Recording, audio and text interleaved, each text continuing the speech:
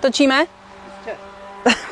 Nemůžeš něco říct, prosím tě. Co kdybych si třeba prdla nebo něco? Já si tím nejsem úplně jistá.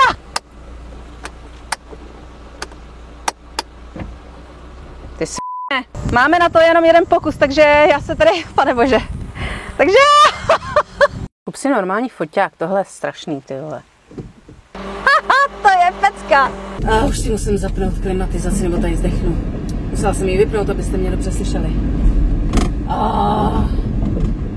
Já vás vítám u nového videa a tentokrát zase z testovacího koutku nákladní techniky.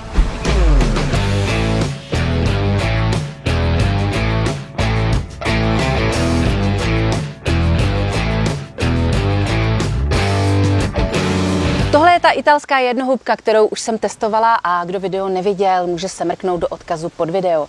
Dneska tak úplně nepůjde o auto, o kterém jsem mluvila právě v tom videu, kde mluvím o motorizaci, o tom, jak to chodí v interiéru a co je vlastně tohle auto zač. Abych to shrnula, je to italský výrobek a byl vyrobený hlavně a především do italských uliček. Proto je to auto úzký, je přesně tak široký, jako když já rozpažím, aby se vymotávalo v úzkých uličkách italských. Má to krátký převody, aby to mohlo jezdit naložený do prudkých kopců.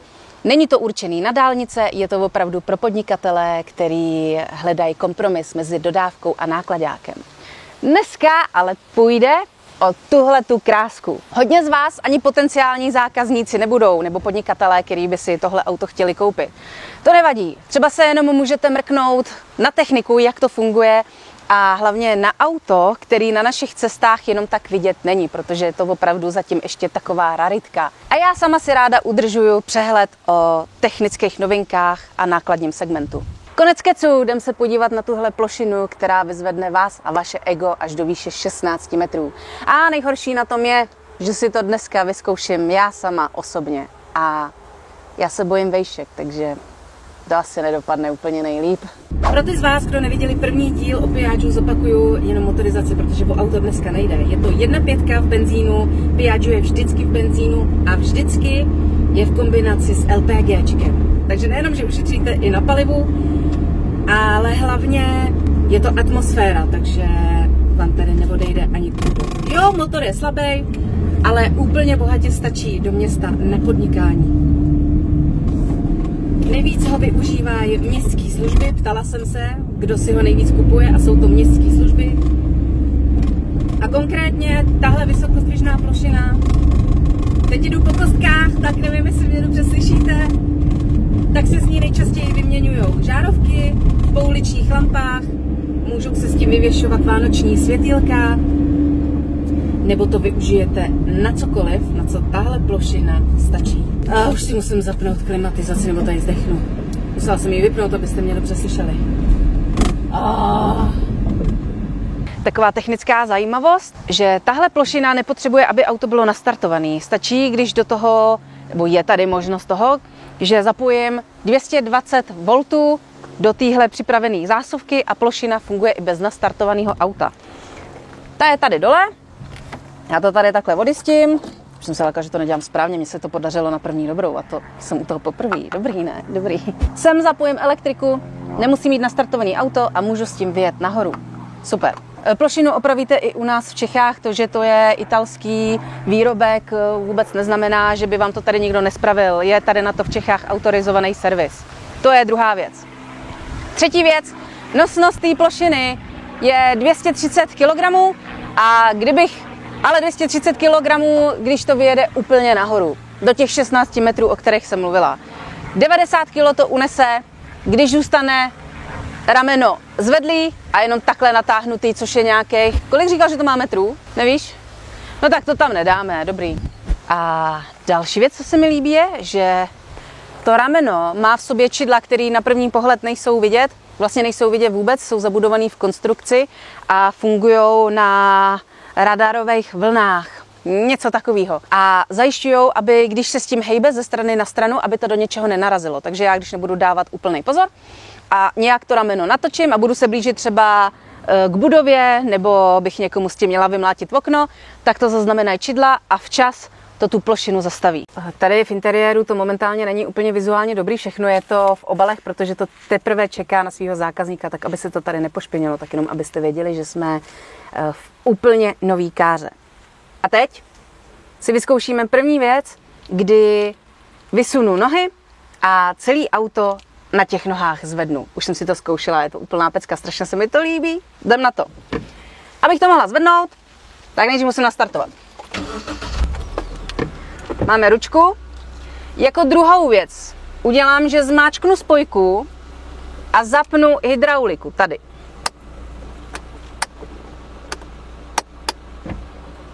Ty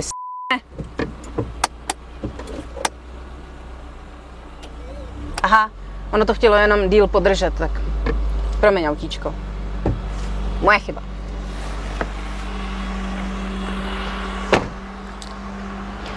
Teď už jste mohli slyšet zvýšení otáček, což je potřeba kvůli té hydraulice, aby fungovala jak má.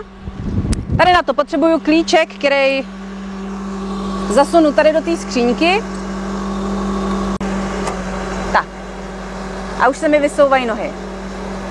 Dobrý je, že když tady ta noha na nerovném povrchu třeba dorazí na zem dřív než tahle, tak se to samo vyrovná. Tady ta se zavčasu zastaví na zemi a tady ta pokračuje, dokud nestojí na zemi sama. To samé na druhé straně.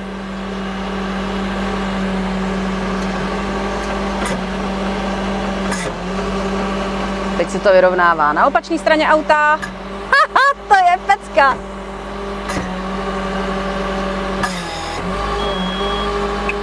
Tak, jsme ve vzduchu.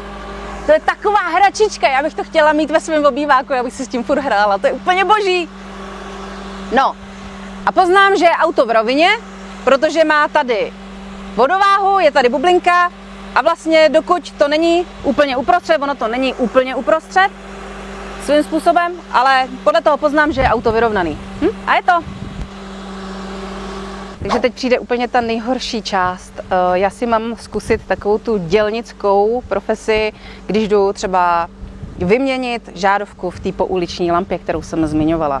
Myslela jsem si, že těch 16 metrů není moc, ale kolega to před chvílí vysunul nahoru a už z té vejšky, na kterou jsem se dívala tady ze země, jsem podělaná strachy a já vejšky nenávidím. Nenávidím vejšky a teď mě mají vysunout do těch 16 metrů. Tak já jdu na to.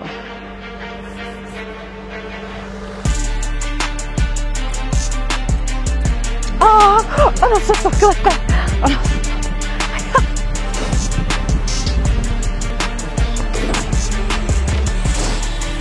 Mimochodem, Marti, jsem dobře slyšet? Dobrý, musím zároveň kontrolovat kameramana. Pane bože! Tohle doma nezkoušejte, já totiž nemám postroj, bezpečnostní postroj, který by k tomu měl být, vzhledem k tomu, do jaký výšky mě teď zvedají.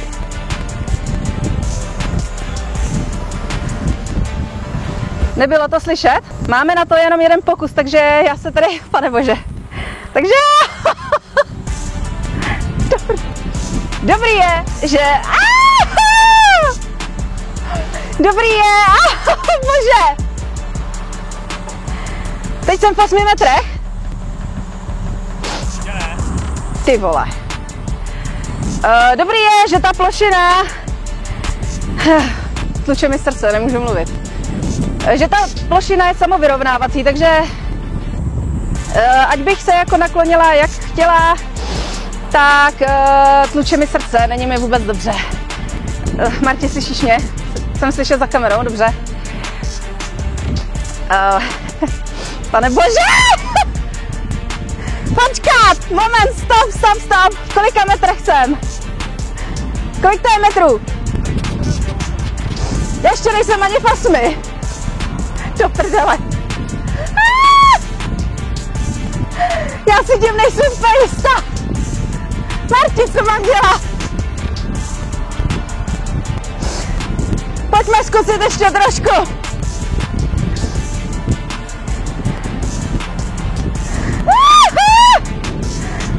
Nespadne to. Takže teď jsem v 8 metrech. Já to asi nedám. Já nevím.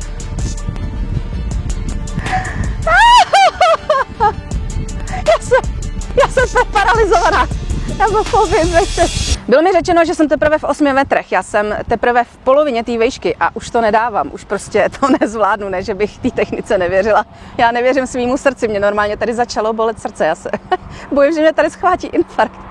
Takže jsem teprve v poloviční výšce a už chci dolů. Já se tímhle s váma rozloučím. Já bych nemohla dělat ve výškách ani vyměňovat žárovku v pouličních lampách, takže díky, jestli jste došli až sem. Jsem trošku zklamaná sama v sobě, že jsem to nedala do té výšky, ale prostě, jak jsem říkala, já výšky nesnesu, takže tohle je konec a zpátky do studia. Teď by mě mohl někdo sem dát dolů, ne? Halo? Halo?